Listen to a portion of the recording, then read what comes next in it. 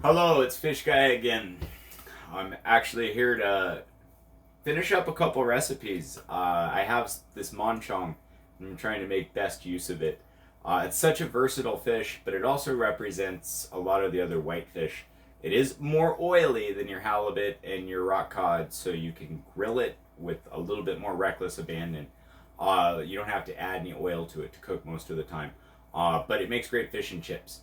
And so I often tell people how to bread fish and how simple it is, and that's what this is. This is how to bread your fish. So if you're dealing with whitefish is awesome in a lot of ways because you know what to expect. You can inspect it really easy. So I got a couple little monchong fillets that we're gonna bread. First, I want to make them a little smaller, and my philosophy is that I want it to be uniform, all the pieces, so that when I'm cooking it, I can gauge when to take them off. And I do rinse my fish before I actually cook it, especially if I'm going to fry it, because there's not going to be any way for any of the fish slime or tastes or remnants, which ironically I don't really like. I handle fish, so I'm really sensitive to the way they smell, and I can taste that smell.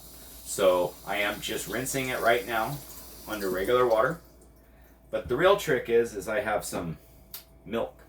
And so I'm going to actually soak these fillets in this milk. And then we're going to prepare the magic breadcrumb batter. Cheapest Italian breadcrumbs you can find. Got it? Alright. So remember, I tell you guys, this stuff's super easy. Don't overthink it. Start with good fish. Now the milk is just a trick to help it stick. But also, if the lactic acid in the milks, for some reason, helps with any sort of, extra fishy taste that might be there. And you're literally just going to take it and then roll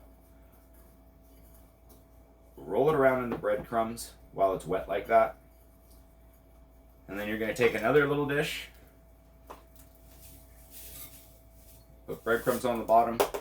And I have learned over the years that you want to roll your breadcrumbs somewhere, and then you want to place the fish somewhere else.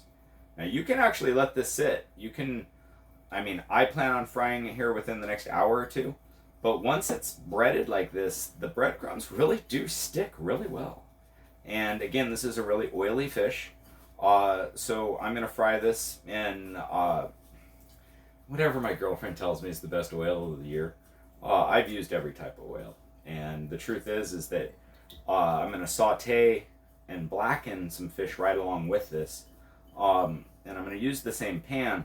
So I'm going to try to figure out a way to either add oil. I don't want to have to clean a hot pan, right?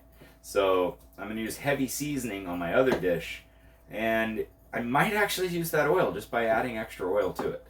I've worked in and around restaurants delivering seafood, and it seems like every chef has their best way. It almost always is the most convenient. Using fresh local ingredients is the key to almost all fine cuisine, especially today. And so it's really about using what you have on hand and having confidence that that's going to make good fish better.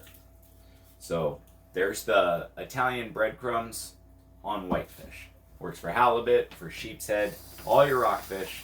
And it makes great Baja style fish tacos. And you can deep fry it or just use a small skillet type pan like I have here. Alright, we're going to shut this one down and get another one out. It's going to be blackened fish next.